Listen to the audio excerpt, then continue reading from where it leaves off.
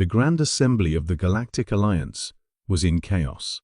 Representatives from 1,000 worlds argued in their native tongues, while translation matrices struggled to keep up. In the center of the vast chamber, a hologram displayed their impending doom. The quantum lock gates of the Nexus Hub were failing.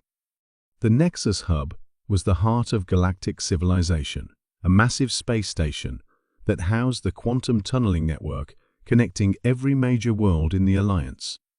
Without it, interstellar trade and travel would collapse. Billions would be stranded. Entire economies would crumble within days. High Chancellor Zix, 427, raised all 6 of their appendages, calling for order. Our finest quantum engineers have tried everything. The degradation is accelerating. We have perhaps 48 hours before total system failure. That's when Ambassador K. Tail, representative of the minor Proxima Centauri colonies, cleared their throat. There might be one option we haven't considered. The chamber fell silent. K. Tal was known for suggesting unusual solutions, but they had also spent the most time studying the peculiar species that had recently joined the Alliance. We could ask a human. The silence transformed into incredulous murmuring. Humans were the newest and most primitive members of the Alliance. They had barely mastered basic quantum mechanics, and their ships still relied on crude fusion drives. What could they possibly do that the combined genius of 1,000 advanced civilizations couldn't? But they were out of options. 20 hours later, Dr. Maya Patel stood before the assembly, wearing a stained jumpsuit and carrying what appeared to be an ancient toolbox. She hadn't even bothered changing after her emergency transport from the orbital shipyards of Mars. "So," she said, studying the holographic diagnostics while sipping something called coffee from a battered metal cup, "you've tried recalibrating the quantum matrix."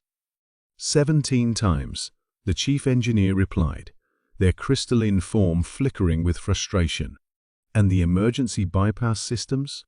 All 23 of them have failed." Maya nodded, taking another sip. "Mind if I take a look at the maintenance tunnels?" The request seemed so primitive that it took the assembly a moment to process it. The quantum gates were controlled by advanced AI systems. Nobody had physically inspected them in centuries.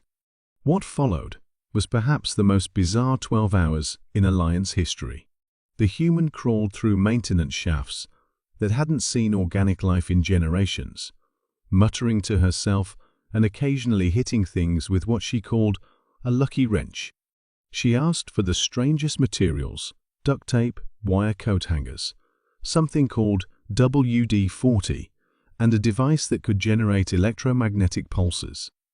The assembly watched in horror as she violated at least 30 safety protocols and jury-rigged solutions that made their quantum engineers cringe.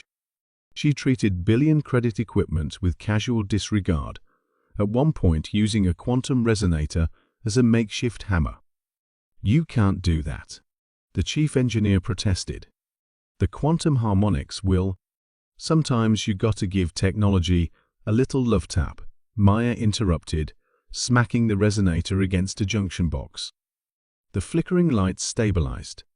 As the hours counted down, she worked with a kind of controlled chaos that defied their understanding. Where their engineers sought perfect solutions, she embraced imperfection.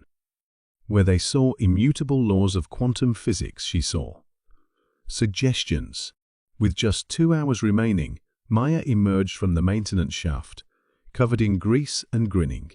"Okay, I think I've got it." The problem wasn't the quantum matrix itself, it was the cooling system. The cooling system? The chief engineer's crystalline form pulsed with confusion. "But it's a quantum gate. It doesn't generate heat." "Exactly," Maya said, as if this explained everything. "Your systems were so focused on the quantum aspects that they didn't notice the classical mechanical failure.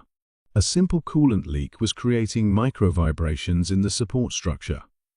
Not enough to notice normally, but just enough to cause quantum decoherence over time." She pointed to her jury-rigged solution, a maze of rerouted coolant lines held together with duct tape and optimized with hangers bent into precise angles. It's not pretty, but it'll hold until you can fabricate proper replacements. Sometimes the simplest problems need the simplest solutions. The assembly was stunned. Centuries of advancement had made them forget the basic principles their technology was built upon. They had become so focused on quantum perfection that they'd forgotten about classical mechanics.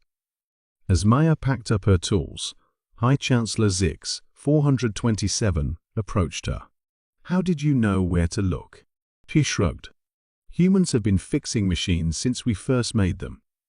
We learned pretty quick that complex systems often fail because of simple problems. When something goes wrong, we don't just check the fancy parts, we check everything.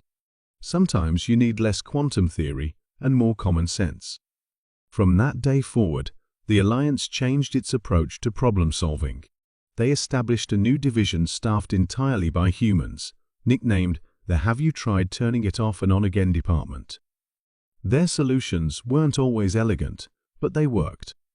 And somewhere in the maintenance tunnels of the Nexus Hub, Maya's lucky wrench still hangs on the wall, a reminder that sometimes the most primitive solution is exactly what you need.